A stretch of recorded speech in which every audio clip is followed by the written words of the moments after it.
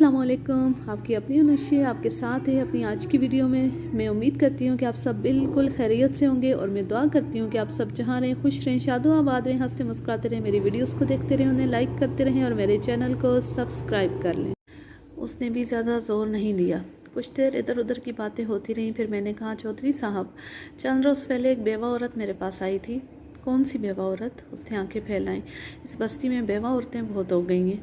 उसने अपने शौहर का नाम चौधरी फजल हुसैन बताया था। इतने में एक 35-36 साल शख्स कमरे में दाखिल हुआ। उसने भी घनी मूछें रखी हुई थी और खासा कवील जुस्सा शख्स था। चौधरी ने उसे मुखातिब करके कहा, पुत्र जमाल, मलिक साहब की बात सुनी तुमने? ये कहते हैं फजल हुसैन भी चौधरी था। ओ भाई, वही सराज बीबी का बंदा। नौवार्द उसका बेटा जमाल कादिर था। उसने मुझे सलाम किया और सोफे पर बैठते हुए बोला, फजल हुसैन ज़िंदगी में तो चौधरी नहीं था, मरने के बाद चौधरी बन गया हो तो पता नहीं। उसकी बेवा तो लोगों के बर्तन मांझ कर गुजारा करती है। मैंने उनकी बात को नज़रअंदाज करते हुए कहा, चौधरी साहब, मैंने सुना है कि सराज बीबी की कुछ ज़मीन आपके पास गिरवी रखी हुई है। जमाल कादिर ने पूछा, क्या उसने हमारे खिलाफ़ कोई पर्चा कटवा दिया? पर्चा वगैरह तो नहीं कटवाया, वैसे ही मेरे पास आई थी, कह रही थी कि वो 18 साल से किस्तें अदा कर रही है। मलिक साहब, आदमी उधार लेता है तो किस्तें भी देनी पड़ती हैं। चौधरी ने कहा, ये हमारी शराफत है कि हमने अपना पैसा वसूल करने के लिए कभी सख्ती से काम नहीं लिया। आपने ज़मीन के बारे में कुछ नहीं बताया। पता नहीं आप किस ज़मीन की बात कर रहे हैं। ज़मीन का हिसाब किताब तो पटवारी के पास होता है। मैं जाने के लिए खड़ा हो गया। आप सच कहते हैं? मैंने कहा, मुझे पटवारी के पास जाना चाहिए था, आपको खामखा तकलीफ़ दी। उसे फ़ौरन ही अपनी गलती का एहसास हो गया। पटवारी का जिक्र करके उसने मुझे रास्ता दिखा दिया था। मलिक साहब, आप तो नाराज़ हो गए। उसने उठकर मेरे कंधे पर हाथ रख दिया। आप बैठें तो सही। चौधरी साहब, बात यह है कि मेरी सराज बीवी से कोई रिश्तेदारी नहीं है। वो मेरे पास एक मसला लेकर आई थी। मैं ये देखना चाहता था कि उसकी बात में झूठ कितना है और सच कितना है, मगर मालूम होता है कि आपको ये बात पसंद नहीं आई। मलिक साहब, आप वर्दी में हमारे घर आए हैं, जमाल कादर ने कहा, इसलिए हम यही समझे कि आप थानेदार की हैसियत से हमारे पास आए हैं।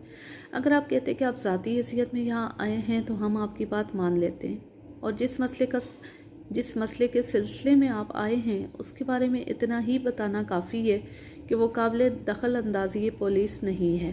बात सिर्फ इतनी है कि सराज बीबी ने हमसे सूद पर कर्जा लिया था, जो अब उसे भारी मालूम हो रहा है, लेकिन कर्जा तो कर्जा ही होता है, वो तो उसे अदा करना ही पड़ेगा। अगर उसे इस मामले में कोई सहूलत चाहिए तो बड़ी खुशी से हमारे पास आ जाए। हम हमदर्दी से उसकी बात सुनेंगे और जो कुछ हमसे हो सकेगा वो ज़रूर करेंगे। बड़े चौधरी ने कदरे सोचते हुए कहा, मैं तो इस औरत का पर्दा रखता रहा हूँ, मगर मालूम होता है उसे अपना पर्दा मंजूर नहीं है। किस्सा यह है कि उसका आदमी, जिसे ये अब चौधरी कहती है, बहुत बड़ा जालसाज था। उसने एक बेवा औरत की, जो उसकी रिश्तेदार थी, 6 मुरब्बे ज़मीन जाली कागजात के ज़रिए हमारे पास फ़रोख्त करने की कोशिश की थी, लेकिन ऐन वक्त पर हमें उसकी जालसाजी का इल्म हो गया और हमने ज़मीन ख़रीदने से इनकार कर दिया। बाद में मामला पुलिस तक पहुंच गया। पुलिस ने फजल हुसैन और उसके 2 साथियों को गिरफ़्तार कर लिया। हम बयाना दे चुके थे। फजल हुसैन ने अपनी बीवी को मेरे पास भेजा और दरख्वास्त की कि फ़िलहाल वो हमारा बयाना वापस नहीं कर सकता। सराज बीबी ने मेरे पैर पकड़ लिए। कहने लगी, चौधरी साहब, आपके पैसे मैं वापस कर दूँगी, आप मुझसे पक्का कागज़ लिखवा लें, मगर मेरे आदमी के ख़िलाफ़ अदालत में गवाही ना दे। उसे अपनी गलती पर बहुत अफसोस है। मुझे इस औरत पर रहम आ गया। मैंने उसकी इज़्ज़त का ख्याल करते हुए फजल हुसैन के ख़िलाफ़ गवाही नहीं दी, लेकिन फिर भी उसे 7 साल की सज़ा हो गई। जो रकम उसने बतौर बयाना मुझसे ली थी वो थाने कचहरी के चक्कर में खर्च हो गई, बल्कि सराज बीबी ने हमसे कुछ और कर्जा भी लिया। 5 साल के बाद फजल हुसैन का जेल में इंतकाल हो गया। उसका एक छोटा भाई भी था, तजम्मल हुसैन उसका नाम था। उसका भी आवारा लोगों में उठना बैठना था। फजल हुसैन की मौत के 1 साल के बाद वो अपने किसी के हाथों कत्ल हो गया। अब ये बेवा औरत रह गई है। हमारी इसके साथ कोई दुश्मनी नहीं है। कर्जे के हिसाब में ये जो कुछ भी दे देती है वो हम ले लेते हैं। बेवा औरत को परेशान करने का क्या फ़ायदा?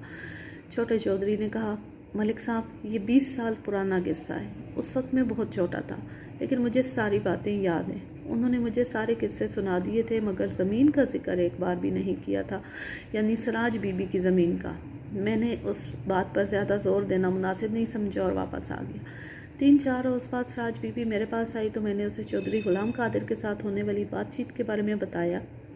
वो ये बात सुनकर थोड़ी देर के लिए चुप हो गई। फिर उसने अपने शोहर की जालसाजी और चौधरी के बयाने के बारे में एक नई कहानी सुनाई। थानेदार पुत्र, मेरी बात में कोई झूठ नहीं है, उसने अपनी बात ख़त्म करते हुए कहा। इस बस्ती में अभी भी इस वाक़े के कई गवाह मौजूद हैं। सबसे बड़ा गवाह मोहम्मद हुसैन पटवारी है। उसके अलावा मास्टर मोहम्मद तुफ़ैल जंजोआ और रहमत अली सर्राफ भी अभी ज़िंदा हैं। तुम इन लोगों से बेशक पूछ लो। अगर मेरी बात गलत हो तो जो चाहे सज़ा देना। मोहम्मद हुसैन पटवारी रिटायर हो चुका है और कभी कभार मुझसे मिलता रहता था। वो खासा बूढ़ा आदमी था और दिल में खौफ खुदा रखता था। एक रोज़ मैंने उससे सराज बीबी और चौधरी गुलाम कादिर के तनाज़े का जिक्र किया। चूँकि वो उन दिनों पटवारी था, इसलिए उसने तफसील से सारी बात बताई। उसके बयान से सराज बीबी के बयान की तस्दीक होती थी। इसके अलावा मैंने चंद और बूढ़े लोगों से भी बातचीत की। इन सब लोगों के बयानात से जो कहानी सामने आई वो मैं अपने अल्फाज में आपके सामने पेश करता हूँ। इस कहानी की इब्तिदा दूसरी जंग अजीम से पहले हुई थी। वो 1933 और 34 का ज़माना था। ज़मींदारों की 2 पार्टियों में लड़ाई के नतीजे में फ़रीक़ैन के 5 आदमी मारे गए। एक फ़रीक के 3 आदमी काम आए। उन 3 आदमियों की मौत के बाद ख़ानदान में एक भी मर्द बाकी नहीं रहा। सिर्फ सरबराह ख़ानदान की बूढ़ी बीवी ज़िंदा बची। उसके 2 जवान बेटे और शौहर हंगामे में हलाक हो गए। उस औरत का नाम हुर्मत बेगम था। हंगामे के फ़ौरन बाद उसने अपनी हवेली मुलाज़िम के सपुर्द की और अपनी बेटी के हमरा शहर मुंतकिल हो गई। उसे डर था कि मुखालिफ पार्टी उससे भी ख़त्म ना कर दे। चौधरी गुलाम कादिर इन दोनों पार्टियों के बारे में गैर जानिबदार था। उसने देखा कि हुर्मत बेगम की ज़मीन संभालने वाला कोई शख्स नहीं बचा था। मर्द लड़ाई में मारे गए थे और जो होशियार और वफादार मुलाजिम थे उनको पुलिस ने गिरफ़्तार कर लिया था। मालिक पीछे ना हो तो मुलाजमों की ज़मानतें मुश्किल ही से हुआ करती है। हुर्मत बेगम को बेसहारा देखकर चौधरी गुलाम कादिर ने उससे ताल्लुकात बढ़ाना शुरू कर दिए, लेकिन दर हकीकत उसकी नज़र हुर्मत बेगम की ज़मीनों पर थी। एक आध साल में उसने ज़मीनों का सारा इंतज़ाम अपने हाथ में कर लिया। वफादार मुलाजमों की छुट्टी कर दी और उनकी जगह अपने मतलब के आदमी रख लिए। सराज बीबी का शौहर फजल हुसैन एक होशियार आदमी था और महकमा माल में मुलाजिम था।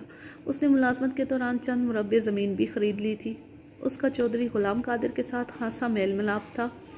एक रोज़ चौधरी गुलाम कादिर ने उसे खाने पर बुलाया और खाने के बाद कहा, फजल हुसैन, हमारा एक छोटा सा काम अटका हुआ है। आप कोशिश करें तो मसला हल हो सकता है। ये कैसे हो सकता है? फजल हुसैन ने कहा, आपका काम हो और अटक जाए, हुक्म करें, क्या काम है? ज़मीन के इंतकाल का मामला है, चौधरी ने तामल करते हुए कहा। वैसे ज़मीन तो हमारे ही कब्ज़े में है। मैं चाहता हूँ कि कागजात भी हमारे नाम हो जाएं। फजल हुसैन हौले हौले सर हिलाने लगा। बोला, गालिबन आप हुर्मत बेगम की ज़मीन की बात कर रहे हैं। आपने बिल्कुल सही अंदाज़ा लगाया है। हमें उसी ज़मीन के कागजात की नकल चाहिए। जाली ख़रीदारी? चौधरी ने इस बात में सर हिलाया और बोला, यही बात है। वैसे हम हुर्मत बीबी को कुछ न कुछ देते रहेंगे। 8-10 साल तक उसका इस जालसाजी की तरफ ध्यान नहीं जाएगा।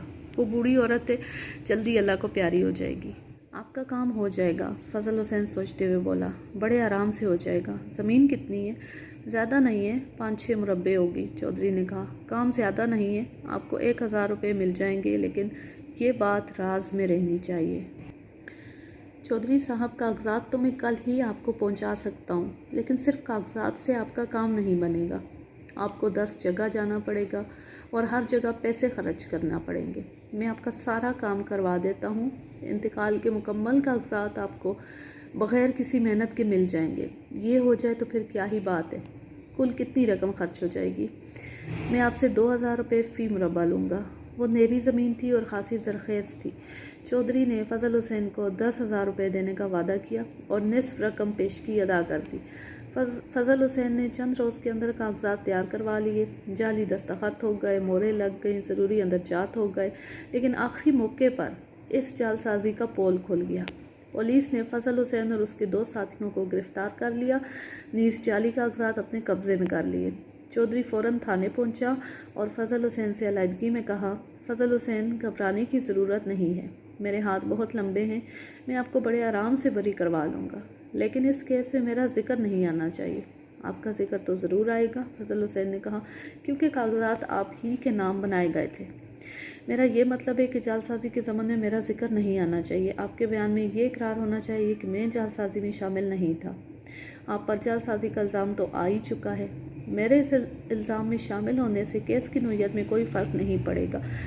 मैं इस इल्ज़ाम से बाहर रहकर आपकी ज़्यादा मदद कर सकता हूँ, लेकिन आप अपने आप को इस इल्ज़ाम से कैसे बरी साबित करेंगे?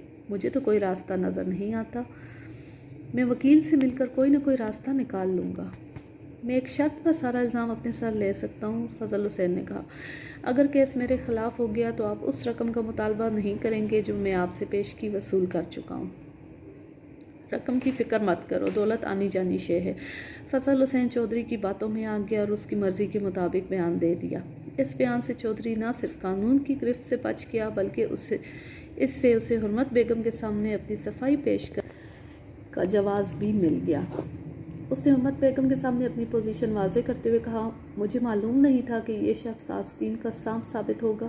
जब इसे मालूम हुआ कि आपकी ज़मीनों का इंतज़ाम मेरे हाथ है तो उसने अपनी सरकारी हैसियत का नाजायज़ फ़ायदा उठाते हुए आपकी ज़मीन के कागजात निकलवाए और मेरे नाम ख़रीदारी के जाली कागजात तैयार करवा के मेरे पास पहुँच गया।